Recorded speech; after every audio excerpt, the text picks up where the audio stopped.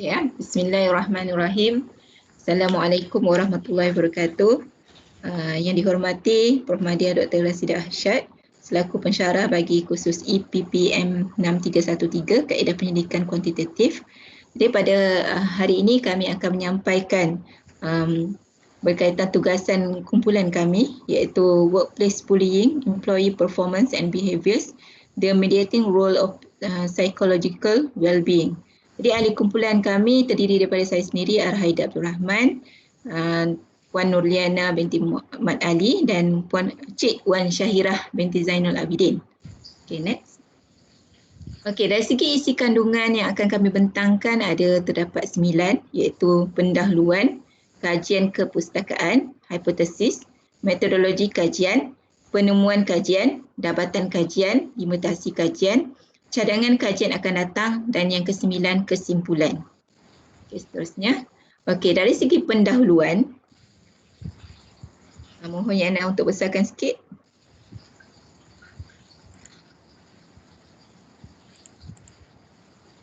Sikit lagi. Okey. Okey, dari segi buli di tempat kerja ni, apa yang dimaksudkan dengan buli di tempat kerja? Okey, kalau menurut Anderson, Hoyle dan Leyes pada tahun 2009, ia merupakan penderaan emosi dan layanan buruk yang dilakukan oleh pelaku ke atas mangsa dengan cara sistematik dan berterusan sehingga menyebabkan pelbagai kesan negatif sama ada kepada pekerja ataupun organisasi. Yang kedua, di Martino dan Muhtar, buli ini merupakan satu kejadian di mana pekerja dianiaya, diancam, diserang atau menjadi mangsa bagi perlakuan yang buruk dalam keadaan yang berkaitan dengan kerja. Okey, buli di tempat kerja ni sering berlaku apabila seseorang ataupun sekumpulan orang yang sengaja menimbulkan rasa sakit atau menyakiti sama ada secara fizikal atau mental serta mewujudkan suasana yang tidak selesa di tempat kerja. Dan buli ini juga berkaitan dengan pekerja tu dianiaya, diancam, diserang atau menjadi mangsa bagi perlakuan yang buruk dalam keadaan yang berkaitan dengan kerja, ya, lebih kurang masuk yang tadi juga. Dan bentuk keganasan atau buli di tempat kerja seperti buli secara sama ada dilaksanakan secara lisan, secara fizikal, boleh juga terjadi buli cyber ataupun buli secara seksual. Okey. Kesan buli ni amat-amat ada boleh sampai tahap parah, ya. Di mana kesan buli di tempat kerja boleh menjejaskan kesihatan. Ia juga boleh menjejaskan kerjaya dan kehidupan pekerja, tidak sahaja di tempat kerja tetapi juga akan menampakkan kesan di rumah. Okey. Menurut Anderson dan Regners, mengenal pasti 4 bentuk buli yang berbeza. Iaitu yang pertamanya menyerang orang persendian, maksudnya gangguan secara peribadi. Kedua, gangguan berkaitan dengan pekerjaan. Ketiga, pengasingan sosial. Dan yang keempat adalah keganasan fizikal.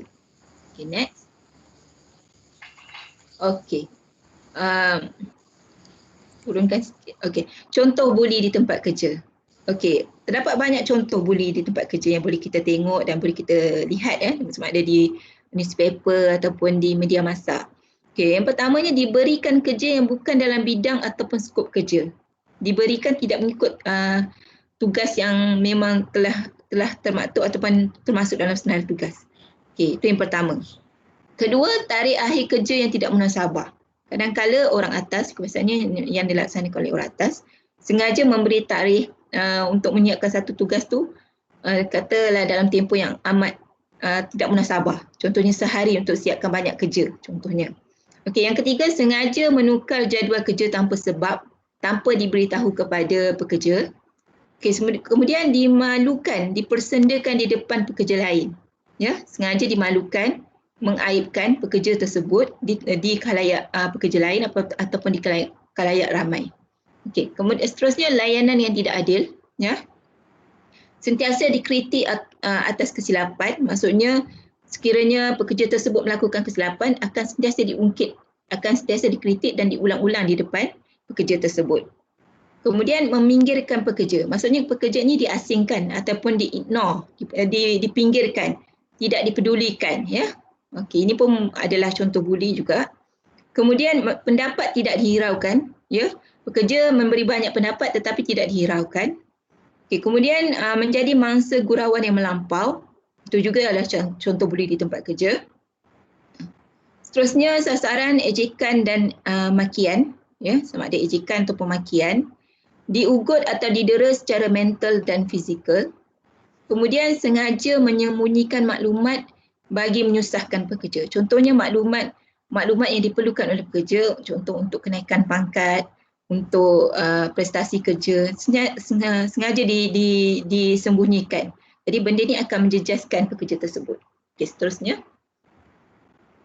Okey, dari segi kajian kepustakaan, okey, kumpulan kami telah melakukan beberapa melihat kepada artikel jurnal sama ada di Google Scholar dan sebagainya. Okey. Yang pertama kami akan terangkan berkaitan dengan tingkah laku buli di tempat kerja dan berkaitan dengan prestasi. Okey, berkaitan perilaku atau perbuatan yang bersifat negatif dan dilakukan secara berterusan serta sistematik ke atas individu tersebut sehingga membuatkan mereka berada dalam keadaan tekanan emosi serta boleh menjejaskan prestasi kerja. Okey. Buli ni dia perlu dilakukan secara berterusan dan bukan dalam tempoh yang 1, 2, 3 hari ataupun 1 minggu sahaja. Kebiasaannya dia akan sehingga kepada 6 bulan. Ya. Kalau dia dibuat secara singkat, maksudnya tidak berterusan, itu tidak akan dianggap sebagai buli. Ya, okey. Seterusnya dikaitkan dengan ciri-ciri kekerapan ia berlaku, dilaksanakan secara berterusan serta wujud perbezaan kuasa antara pembuli dan mangsa buli. Ini menurut Anderson pada tahun 2011 dan juga Salim pada tahun 2003. Okey. 3 dimensi tingkah laku buli yang dikenal pasti berlaku di tempat kerja, iaitu yang pertamanya tingkah laku buli berkaitan kerja, tingkah laku buli berkaitan dengan peribadi dan juga tingkah laku buli berkaitan dengan fizikal. Okey. Kesan kepada mangsa kita boleh lihat di mana penurunan kepuasan kerja berlaku, ketidakupayaan, sukar memberi penumpuan pada kerja, sukar tidur, ya, resah, gelisah dan juga meningkatkan emosi negatif. Ini menurut Anderson dan Mickelson, ya, dan juga yang lain-lain itu. Okey, seterusnya kesan kepada organisasi. Apa kesan pada organisasi apabila berlakunya tingkah laku buli ni adalah peningkatan perbelanjaan untuk melatih tenaga kerja baru, ya, ketidakhadiran, ya, bila buli berlaku dia akan menyebabkan peningkatan kepada ketidakhadiran kerja, peningkatan kepada niat untuk meninggalkan organisasi dan juga kadar pusing ganti mungkin meningkat. Okey. Dan yang terakhir, buli di tempat kerja adalah bentuk tekanan sosial yang mempengaruhi pekerjaan psikososial persekitaran dengan cara yang boleh memudaratkan dan merosakkan pekerja dan organisasi. Ini adalah contoh-contoh yang kami berilah, tetapi dalam laporan kami, kami nyatakan lebih banyak daripada ini. Okey, seterusnya. Okey, dari yang kedua iaitu peranan kesejahteraan psikologi. Okey, apa yang di sini yang dimaksudkan dengan peranan kesejahteraan psikologi?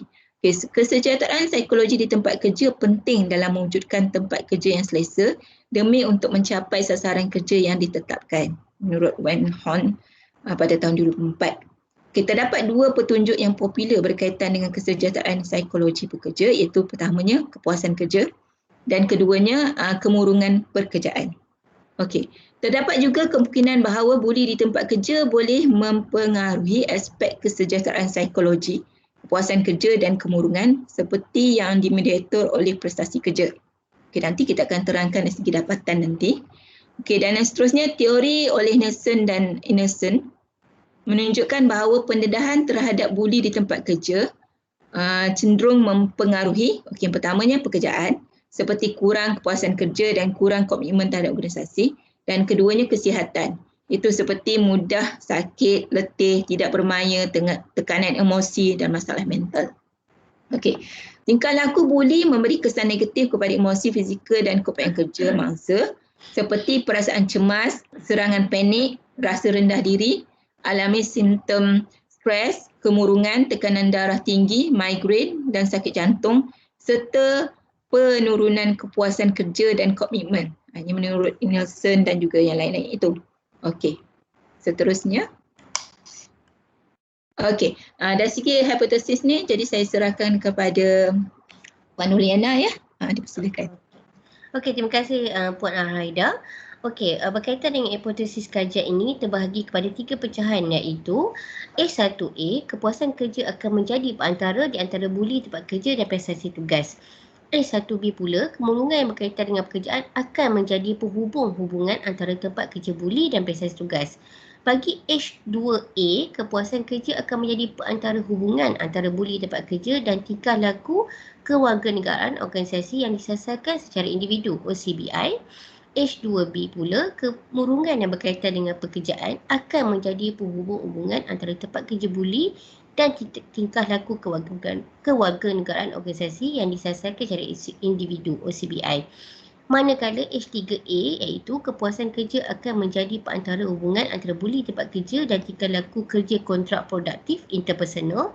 Dan last sekali, akhir sekali, H3B, kemurungan yang berkaitan dengan pekerjaan akan menjadi penghubung hubungan antara tempat kerja buli dan tingkah laku kerja kontrak produktif interpersonal (CWBP). Okey, kita lihat pula metodologi kajian. Okey, metodologi kajian merupakan kaedah atau teknik tertentu yang diperlukan untuk mendapatkan maklumat mengenai satu kajian. Dalam hubungan ini, pendekatan yang pakai oleh kumpulan kami adalah secara menggunakan borang soal selidik secara atas talian kepada semua warga Jabatan Perdana Menteri yang terdiri daripada grade 19 hingga grade 48. Okey.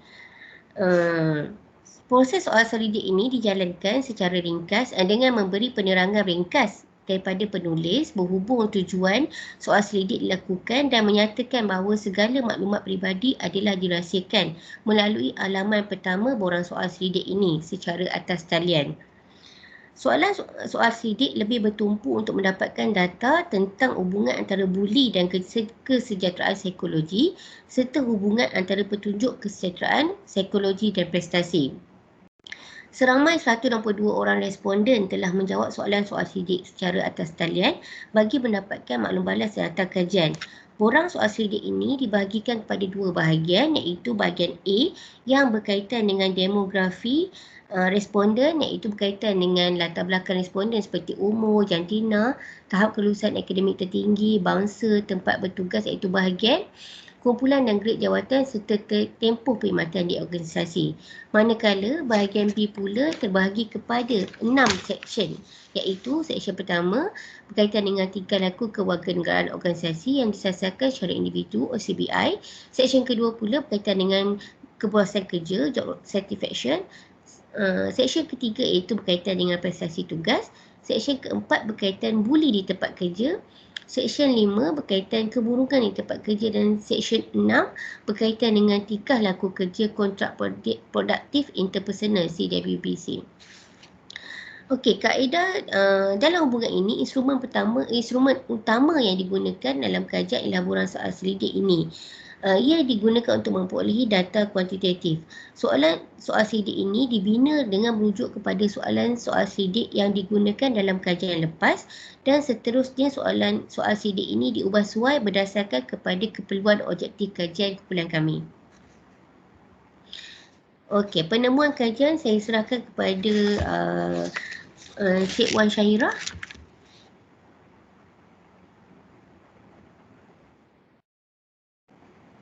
Okey, terima kasih Puan Yana.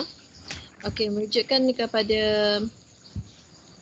kajian kami, demografi responden adalah terbagi pada jantina, umur, tahap kelulusan akademik, Puan Yana minta bangsa, bahagian, kumpulan dan grade, tempoh perkhidmatan di organisasi.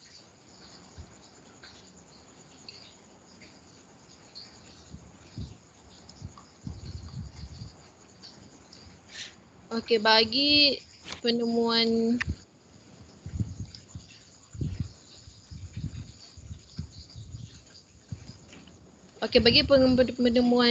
bahagian jantina, berdasarkan 162 orang responden yang dikaji secara awak, seramai 46 orang adalah responden lelaki dengan peratusan sebanyak 28.4%. Manakala responden perempuan adalah seramai 116 orang iaitu dengan peratus sebanyak 71.6%.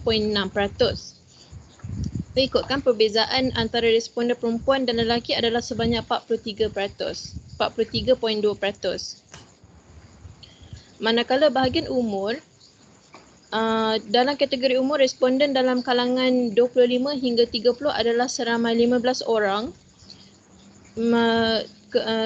iaitu 9.3%, manakala bagi kategori 31 hingga 35 adalah seramai 41 orang responden, dan bagi kategori 36 hingga 40 adalah seramai 44 orang responden, iaitu dengan 27.2%. Manakala yang terakhir sekali adalah di kalangan 41 hingga 45 adalah seramai 48 orang responden, menjadikan ia 29.6%. Manakala kategori 46 dan ke atas adalah seramai 14 orang sahaja, iaitu sebanyak 8.6%. Okey, bagi tahap akademik tertinggi, terdapat 7 option yang responden perlu milih, antaranya adalah diploma, ijazah kedoktoran PhD, ijazah sarjana master, ijazah sarjana muda dan ijazah sarjana master, SPM dan STPM. Merujuk pada penemuan kami, kategori diploma adalah seramai 44 orang responden, iaitu 27.2%. Manakala bagi kategori ijazah kedoktoran PhD adalah seramai 12 orang responden, iaitu 7.4%. Bagi kategori sarjana master adalah seramai 24 orang responden, iaitu 14.8%. Manakala dalam kalangan ijazah sarjana muda adalah seramai 38 orang responden, dalam nilai peratus adalah sebanyak 23.5%. Manakala ijazah sarjana muda dan ijazah sarjana master adalah seramai 2 orang responden, iaitu 1.2%, dan kalangan SPM dan STPM dan seangkatan dengannya adalah seramai 21 orang responden, dalam nilai peratus adalah sebanyak 13%. Bagi bangsa, dalam kategori bangsa terdapat 3 jenis bangsa, iaitu Melayu, Cina dan India. Majoriti responden terdiri daripada bangsa Melayu, iaitu 145 orang responden dengan mencatat sebanyak 89.5%, manakala responden bangsa India adalah seramai 10 orang dengan mencatat 62%. Bangsa Cina pula mencatat bilangan 7 orang bersamaan dengan 4.3%. Bahagian dalam kategori bahagian terdapat 15 jenis bahagian, iaitu bahagian sumber manusia, bahagian khidmat pengurusan, bahagian pembangunan, bahagian kewangan, bahagian dasar dan perancangan strategik, bahagian teknologi maklumat, bahagian akaun, bahagian audit dalaman, bahagian perolehan, unit komunikasi korporat, penasihat undang-undang, unit integriti, pejabat pengurusan timbalan ketua setiausaha pejabat pengurusan timbalan ketua setiausaha, dan terakhir sekali pengurusan timbalan ketua setiausaha. Majoriti responden terdiri daripada BSM, iaitu seramai 27 orang responden mencatat 16.7%. Manakala responden BDPS pula seramai 20 orang mencatatkan 12.3%. BKP adalah seramai 19 orang responden bersamaan dengan 11.7%. Bahagian BTM dan UKK mempunyai peratus yang sama, iaitu responden seramai 14 orang mencatat 8.6%. BP sebanyak 12 responden bersamaan dengan 7.4%, bahagian AD seramai 11 orang responden bersamaan 6.8%, UI seramai 10 orang menjadikan 6.2%. Seterusnya, bahagian BKW seramai 9 orang responden berjumlah 5.6%, bahagian BPB seramai 8 responden menjadikan dia 4.9%, bahagian AK 6 responden mencatat 3.7%, manakala bahagian TK, SUK dan PUU mencatatkan jumlah responden yang sama seramai 5 orang bersamaan dengan 3.1%. TKSU dan TKSUK dan P dan TKSUP juga mencatat responden seramai, iaitu 1 orang bersamaan dengan 0.6%. Merujuk kepada seterusnya, bagi kumpulan dan grade, terdapat 3 jenis kumpulan iaitu kumpulan pelaksana grade 19 hingga 29, kumpulan pelaksanaan grade 27 hingga 40, kumpulan pengurusan dan profesional grade 41 hingga 48. Majoriti terdiri daripada kumpulan grade 19 hingga 26 iaitu 60 orang responden mencatatkan 37%, manakala kumpulan pengurusan dan profesional grade 41 hingga 48 pula seramai 56 orang dengan mencatat 34.6%. Kumpulan pelaksana grade 27 hingga 40 mencatatkan bilangan sebanyak 46 orang sahaja bersama dengan 28.4%. Bagi tempoh perkhidmatan di organisasi,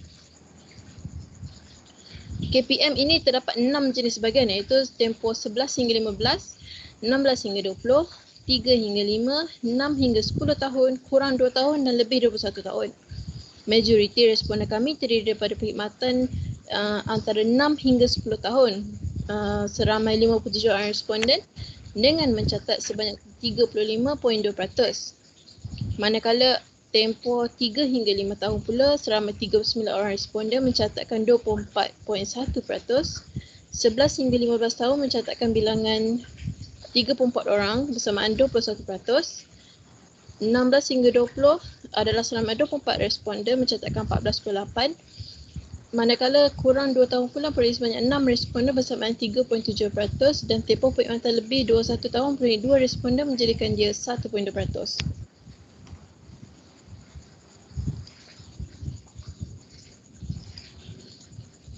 Okey, bagi penemuan T-test, Punyana boleh besarkan sikit?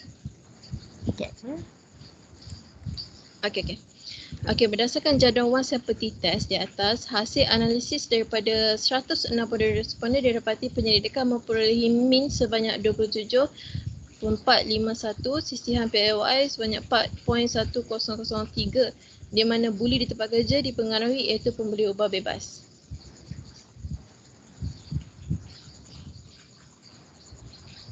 Next. Okey, bagi ujian T-test tingkah laku kewarganegaraan organisasi yang disasarkan secara individu OCBI, berdasarkan jadual luar sampel T-test di atas, hasil analisis daripada 162 responden didapati penyelidik memperolehi min sebanyak 19.7037, sisihan PAY sebanyak 5.73849, di mana tingkah laku kewarganegaraan organisasi yang disasarkan secara individu OCBI mempengaruhi iaitu pemboleh ubah bersandar terhadap buli di tempat kerja.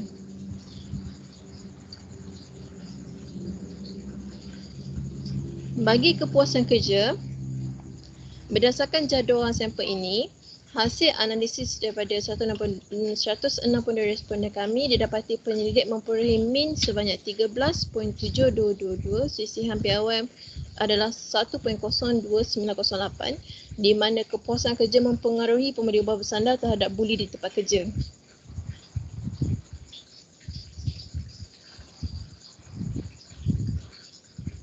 Okey, manakala bahagian prestasi tugas, berdasarkan jadual ini, hasil analisis daripada 162 responden kami memperolehi min sebanyak 18.2099, iaitu sisihan PAY sebanyak 2.64559, di mana prestasi kerja mempengaruhi iaitu pemberi ubah bersandar terhadap buli di tempat kerja.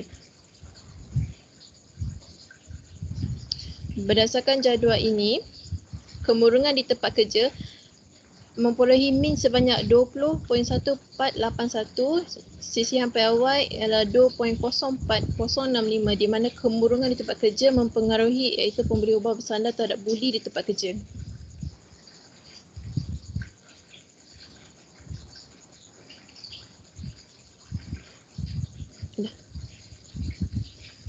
Okey, seterusnya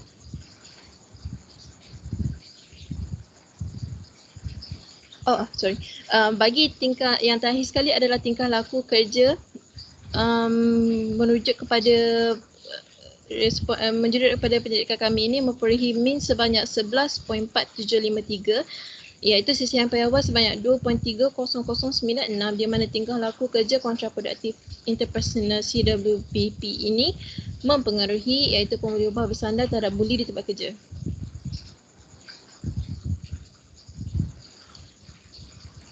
Bagi analisis kebolehpercayaan,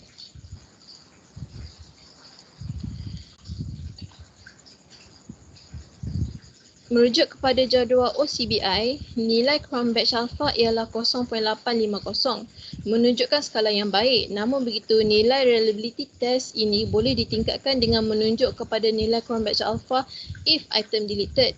Berdasarkan jadual ini juga, didapati tiada item melebihi nilai Crown Batch Alpha if item deleted, maka tiada item perlu disingkirkan bagi menunjukkan nilai Crown Batch Alpha. Okey, merujuk kepada jadual kepuasan kerja pula, nilai Crown Batch Alpha ialah 0.133, menunjukkan skala yang tidak boleh diterima. Namun begitu, nilai reliability test ini boleh ditingkatkan dengan menunjuk kepada nilai Crown Batch Alpha if item deleted. Berdasarkan jadual di atas, didapati soalan B3 mempunyai nilai Crown Batch Alpha if item deleted iaitu sebanyak 0.828. Lebih tinggi daripada nilai Crown Batch Alpha iaitu 0.133.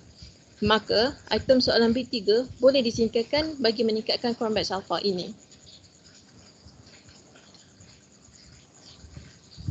Okey, merujuk kepada jadual prestasi tugas, nilai Crown Batch Alpha adalah sebanyak 0.582, menunjukkan skala yang kurang baik. Namun begitu, nilai reliability test ini boleh ditingkatkan dengan menunjukkan kepada nilai Crown Batch Alpha if item deleted juga. Berdasarkan jadual ini, soalan C6 mempunyai nilai Crown Batch Alpha if item deleted iaitu 0.610, lebih tinggi daripada Crown Batch Alpha 0.582. Maka item soalan C6 boleh disingkirkan bagi meningkatkan Crown Batch Alpha bagi soalan ini. Okey, seterusnya merujuk kepada jadual buli di tempat kerja, Crown Batch Alpha ialah 0.698, menunjukkan skala yang diterima. Namun begitu, nilai reliability test ini boleh ditingkatkan dengan merujukkan kepada nilai Crown Batch Alpha if item deleted.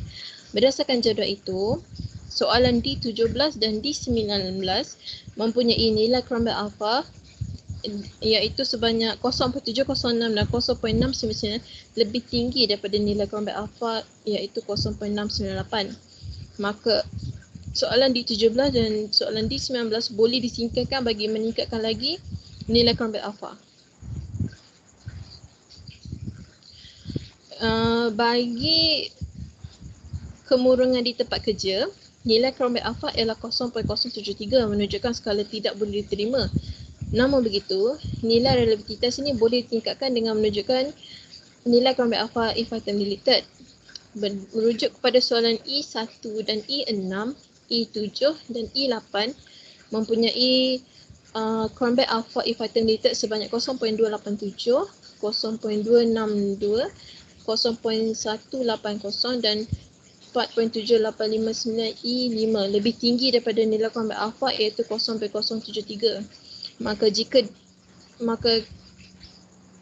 item soalan E1, E6, E7 dan E8 boleh disingkirkan untuk menaikkan nilai Crown Batch Alpha. Okey.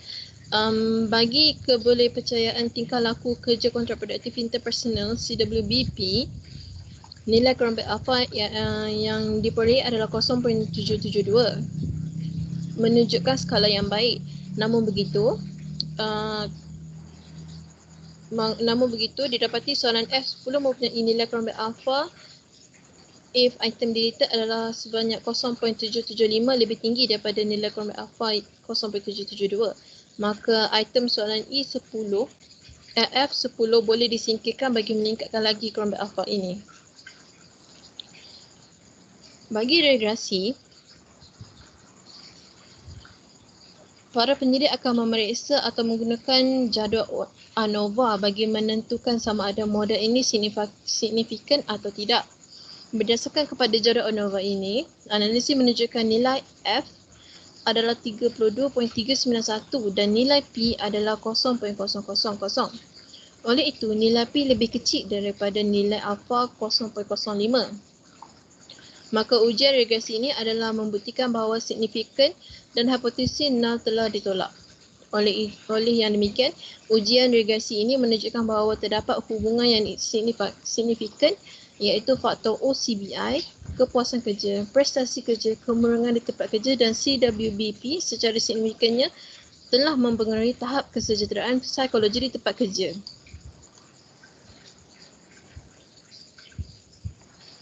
Dah.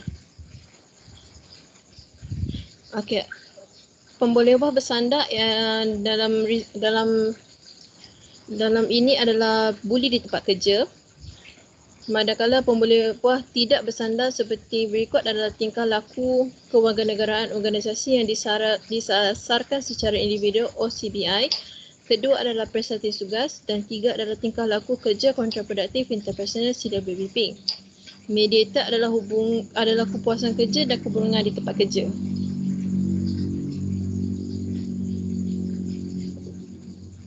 Ini adalah rangka konsepsi kajian kami, di mana buli di tempat kerja mempengaruhi kepuasan kerja, prestasi tugas.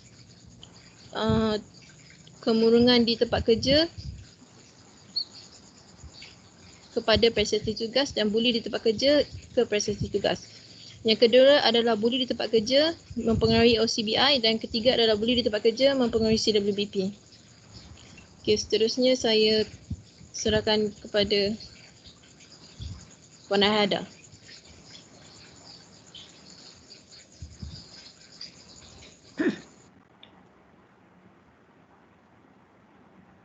Okey, saya cuba akan terangkan berkaitan dengan dapatan kajian. Okey, dari segi dapatan kajian, yang pertamanya dari segi demografi ya. Hasil kajian secara impak positif, menunjukkan impak positif. Itu secara keseluruhannya seramai 162 orang responden yang dikaji secara rawak telah menjawab soalan kajian soal studi yang telah dilaksanakan. Kedua, bagi kategori umur responden, majoriti adalah dalam kalangan umur 41 hingga 45 tahun, iaitu seramai 48 orang responden. Ketiga, majoriti responden mengikut bangsa pula adalah terdiri daripada bangsa Melayu, iaitu seramai 145 orang responden. Manakala bagi kategori bahagian, majoriti responden terdiri daripada bahagian BSM, iaitu seramai 27 orang. Majoriti responden terdiri daripada kumpulan pelaksana iaitu grade 19 hingga 26 iaitu seramai 60 orang responden. Dan yang terakhirnya majoriti responden bagi tempoh perkhidmatan adalah terdiri daripada tempoh perkhidmatan 6 hingga 10 tahun perkhidmatan iaitu seramai 57 orang responden. Seterusnya. Okey Puan, saya sambung kat bahagian ni. Okey, silakan Puan.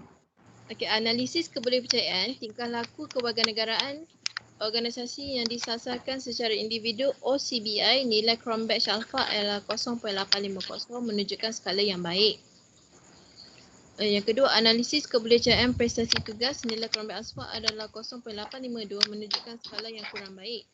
Nilai relativitas boleh ditingkatkan menunjukkan kepada nilai Cronbach alpha if item related berdasarkan item C6 nilai Cronbach alpha if item related adalah 0.610 Cronbach alpha 0.852 maka item C6 boleh disingkirkan. Mungkin sebenarnya yang ni tadi saya dah explain dah kot. Boleh ataupun Wan kita skip benda ni. Wan dah ceritakan semua sekali. Kita pergi kepada slide yang seterusnya Yana. Silakan Yana. Yang ni pun dah. Silakan Yana untuk limitasi kajian. Okey, terima kasih Puan Ahida dan Cik Wan Syaira. Saya teruskan dengan limitasi kajian. Okey. Okey, terdapat 3 limitasi kajian dalam mengkaji hubungan antara buli dan kesejahteraan psikologi serta hubungan antara petunjuk kesejahteraan psikologi dan prestasi. Okey, limitasi utama iaitu yang pertama ialah kesukaran untuk mendapatkan maklum balas daripada responden. Okey. Terutamanya semasa kami menjalankan kajian ini, kerajaan telah mengarah Perintah Kawalan Pergerakan iaitu PKP dan sejajar daripada arahan kerajaan itu, warga Jabatan Perdana Menteri telah melaksanakan jadual penggiliran untuk bekerja pada rumah. Oleh itu kesukaran untuk kami mendapatkan maklum balas. Ini kerana walaupun borang soal sidik ini diisi secara atas talian tetapi agak sukar untuk mengarahkan responden untuk menjawabnya kerana ianya bukan merupakan arahan oleh ketua jabatan mereka dan juga bukan merupakan sasaran atau KPI bahagian. Oleh itu mereka berpandangan bahawa pengisian soal sidik ini tidak akan memberi kesan kepada penilaian prestasi mereka. Namun setelah diberi peringatan berkali-kali, saya minta tolong daripada PA, setiausaha bahagian di setiap bahagian untuk memberitahu bahawa kepentingan kajian ini adalah untuk mengkaji hubungan antara kesihatan psikologi dan buli tempat kerja. Oleh itu, pegawai dan kaki tangan Jabatan Perdana Menteri juga meluangkan masa mengisi boran soal sidik tersebut. Limitasi kedua pula ialah kajian ini tidak memberi impak kepada pekerjaan responden sama ada berupa pengiktirafan ataupun ganjaran. Jika mereka menjawab soal sidik tersebut, responden beranggapan ianya lebih kepada pertolongan atau bantuan kepada rakan sekerja dalam menyelesaikan kajian. Responden tidak melihat kajian ini memberi kepentingan kepada pekerjaan mereka. Dan limitasi ketiga iaitu hasil kajian ini bergantung kepada kejujuran dan keikhlasan responden ketika menjawab soal sidik. Oleh itu, keputusan kajian ini sebenarnya tidak boleh dirumuskan secara keseluruhan mewakili konteks pencarian jabatan secara menyeluruh. Walaupun begitu, kami lihat kajian ini boleh dijadikan sebagai rujukan asas kepada organisasi dalam mengenal hubungan antara buli dan kesejahteraan psikologi serta hubungan antara petunjuk, kesejahteraan psikologi dan prestasi seseorang pekerja itu. Okey. Cadangan kajian akan datang saya serahkan kepada Puan Arahida.